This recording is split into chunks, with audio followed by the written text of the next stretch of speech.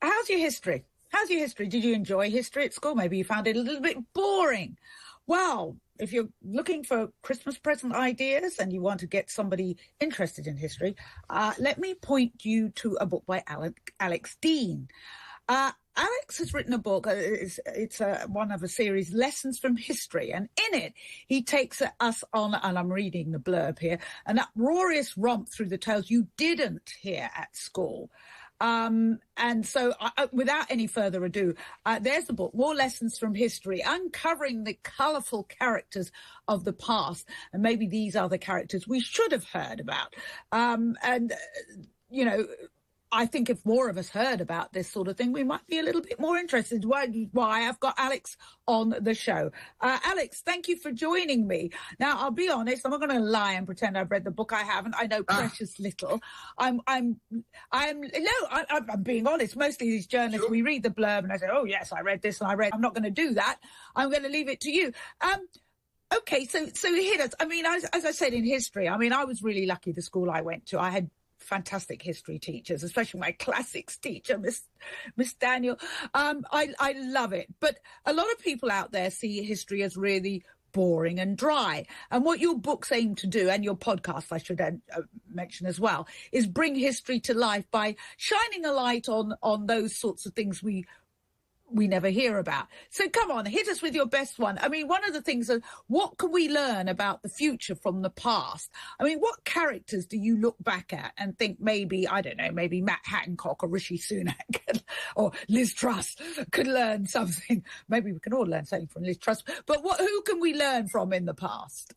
Well, thank you very much for having me. And you are right. These are 100 short stories from history and an attempt to suggest that there are things to learn from it. And indeed, a lot of feedback that I've had is people saying that their kids who didn't like history have enjoyed reading these books. The one that I think comes to mind, given the Shakespearean times we're living in that you point to, is that we didn't just fight one war in 1066. We fought two.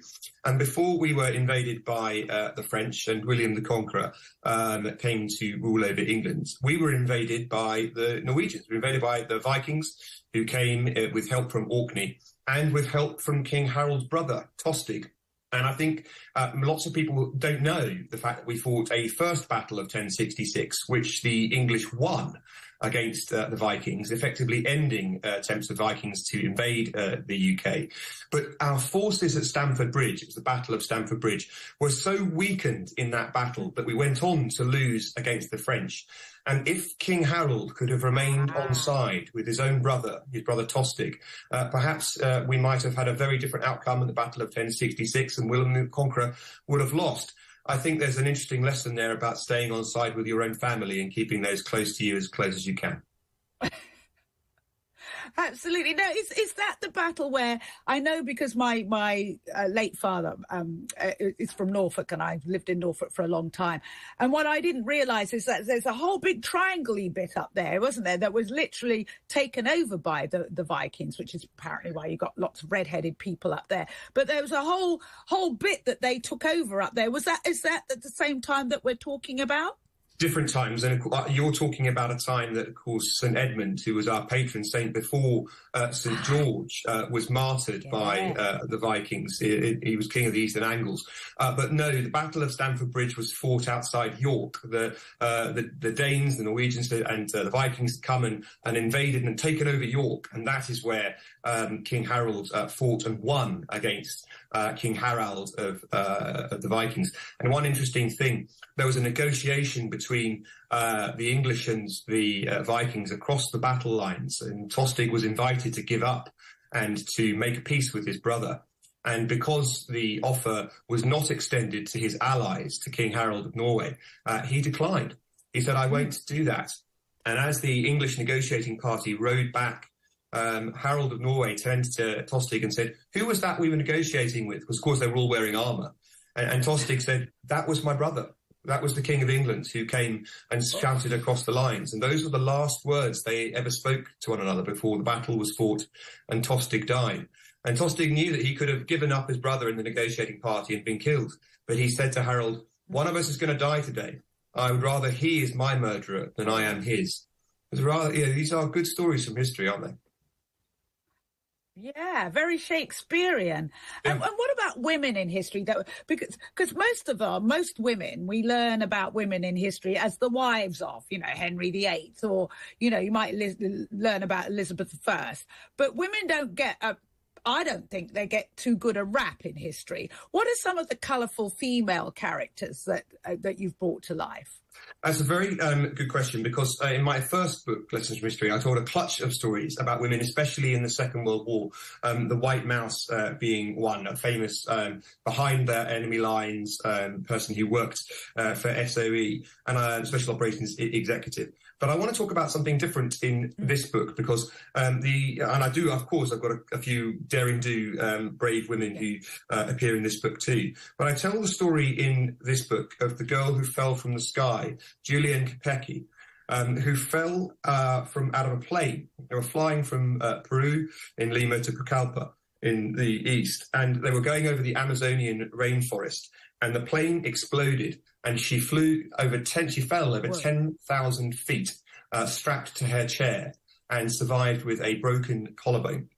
And the story that I tell in the book is her going through the Amazon rainforest for a week before she is rescued, living on not very much. Indeed, she finds some sweets, I'm afraid, on the bodies of other survivors, and that's all that she's got to go on, apart from rainwater, for some time. She follows water downstream, and eventually comes to a woodcutter's cottage, and she's in such bad shape they don't even think she's human when they find her at the cottage. And the story of bravery of this woman, I think, is remarkable to survive in these circumstances. And I just make the point, she was 17 when she did it. So, yes, there's plenty of daring do. And when was this? There's also stories of things that could happen to anyone, and then remarkable survival. Yeah. And when was this? How long ago did this happen? 70s. He's going to need to refresh my memory on my copy. 70-something. 71. Oh, I'm sorry. No, it's all right. It was Christmas Eve, not that long ago. What a Christmas present. Wow. So she's probably still alive? She is alive, and she went back to the site of the crash with Werner Herzog to record some material about her incredible escape, and she insisted on sitting in the same seat on the plane that she'd been sitting in when she fell out of it, which I think demonstrates a remarkable kind of sang-froid. Oh, gosh. And then some. And what do you think, as far as are there any men or anybody in history do you think has been really misunderstood? Because it does, history teaching, I guess, takes on a tradition, doesn't it? Traditionally we're learned about this, and this, and this.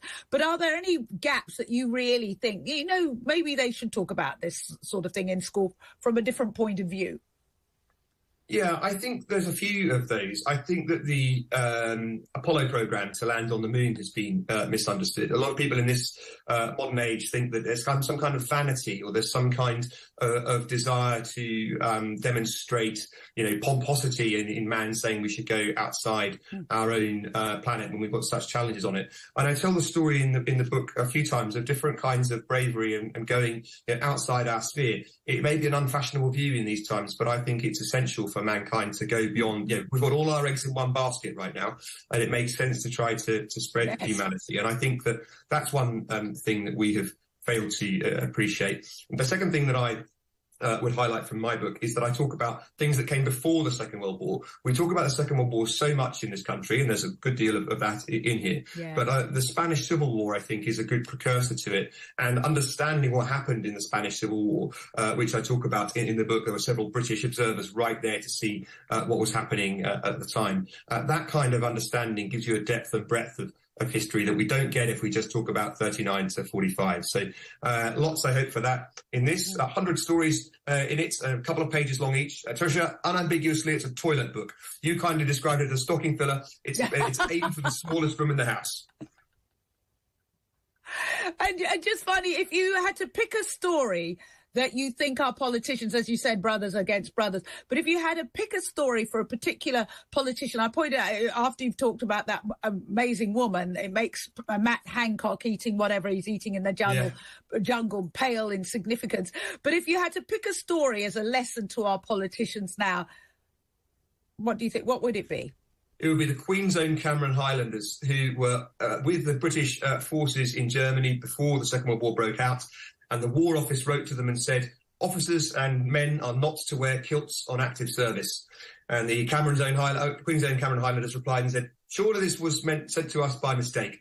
War Office, well, that normally does it with bureaucracy. If you just say, surely this is a mistake, people just go past it. But the War Office said, no mistake, don't wear kilts.